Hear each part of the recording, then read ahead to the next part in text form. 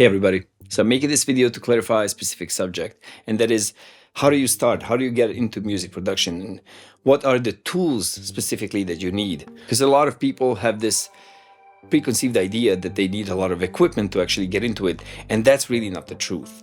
So there is a lot of steps to a song being created, let's put it like that. So for somebody who doesn't even know what that looks like, you should try to watch somebody stream as they're doing it. You should see somebody create music from scratch, and you should actually devote the time to see how long that process takes, and do you actually find that fun and amusing?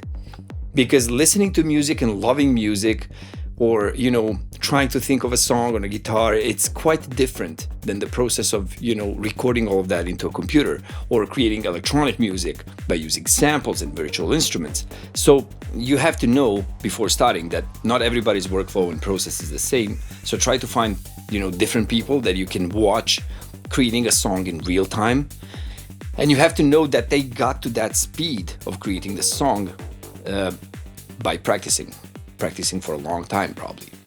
So that's the first thing you have to see. Do you actually want to do it? And when you figure that out, you should know that, let's say about electronic music, you are the composer and the arranger, the producer, mixing engineer, sometimes even doing mastering, your own mastering on the song. So all of those require a lot of knowledge, but even more so than knowledge, they require a lot of practice. Yeah, practice is the main word there. Learning all the theory is really important, but practicing everything you learn is going to actually make you better. So learning all the theory without practice is nothing. The practice is what is going to make you actually get to know the tools, what is going to make your hearing better. You might think that it's the talent that makes you hear better that some people have. It's actually not. You practice to hear better. It's your brain that connects new neural pathways or whatnot. As you're looking at those tools and moving those equalizers and compressors and whatnot, and your brain is trying to hear the difference when you move a certain parameter, that kind of work is actually going to make your brain more receptive to smaller and smaller differences in sound. So you're going to practice your ears, your brain, to recognize smaller and smaller differences, and that's what's going to make you hear better, so to speak. So what do you need to actually start? If you just want to compose music, then probably just an instrument is enough, so a guitar or a piano, whatnot. But if you want to arrange music, you want to produce music, you want to have a finalized product, so to speak, you will need a computer with some sort of digital audio workstation for it.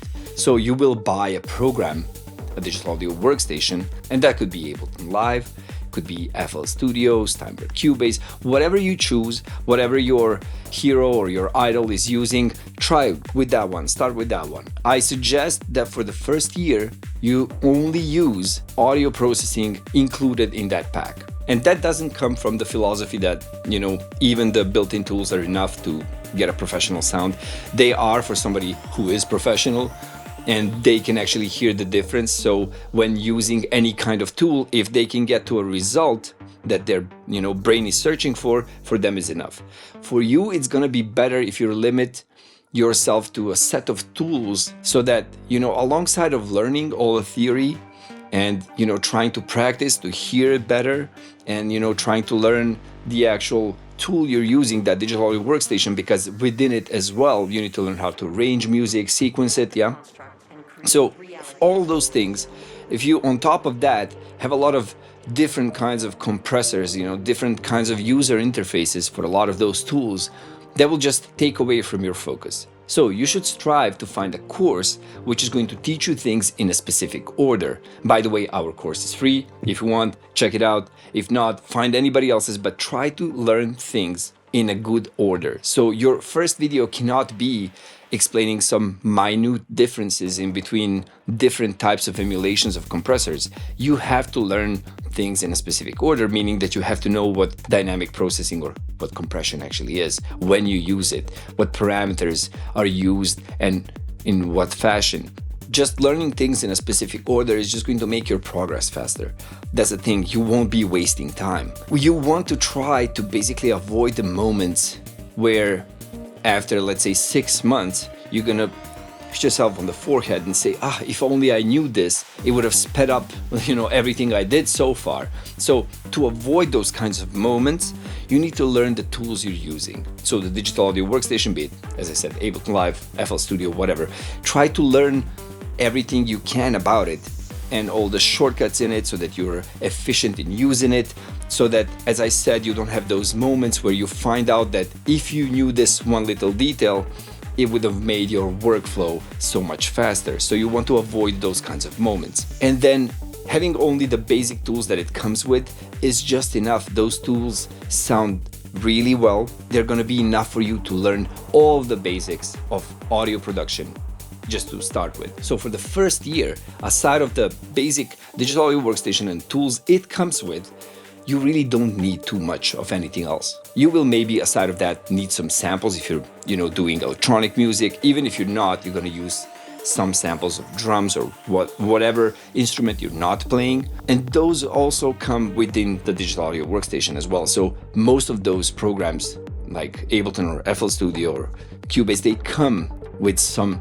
stock sounds within them that you can use to start off and learn how to do it. Now, as I said, there are a lot of steps to the process of creating a whole song. Maybe you are just a creative that wants to create music, doesn't want to be bogged down with the technicality of it, with the mixing and mastering of that song. Well, you can always find somebody else to mix it and master it. You don't have to do all of that yourself. Yeah, there are a lot of great artists and composers that do not do that part of the work. There is actually professionals who only do that part of the work. So you don't really have to, but you can learn to do those things as well if you really wish to do so. In the first year, I suggest you don't do that. Find somebody who has practiced way longer to actually get a much better result. Your job in the first year is just going to be to actually figure out what elements go into a song and how you could maybe innovate and do something new that somebody else has not done.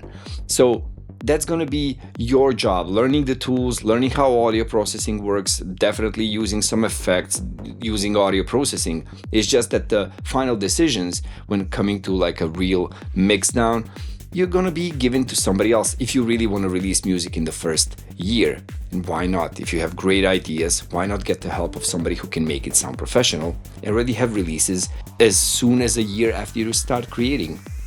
And I say as soon as a year because I think I worked much longer before I released the first song. So the basic points are, make sure you really want to make music. So see somebody actually doing it and make sure that the process is not something that's boring to you. So listening to music, enjoying it by listening to it on YouTube or Spotify is completely different from creating it. Then make sure that you want to learn all the steps in that process, that you maybe do not want to be a mixing engineer. Maybe you just want to be a composer, and that's okay, that's fine.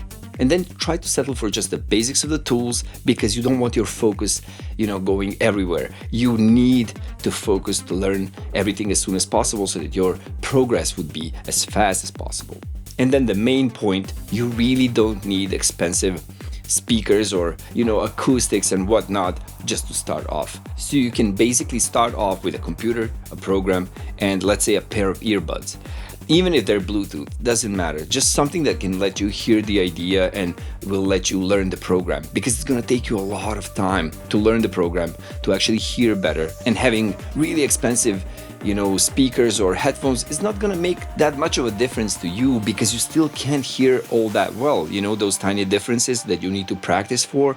So yeah, it's really beneficial if you have tons of money to throw away and buy super expensive equipment. Great for you, do it.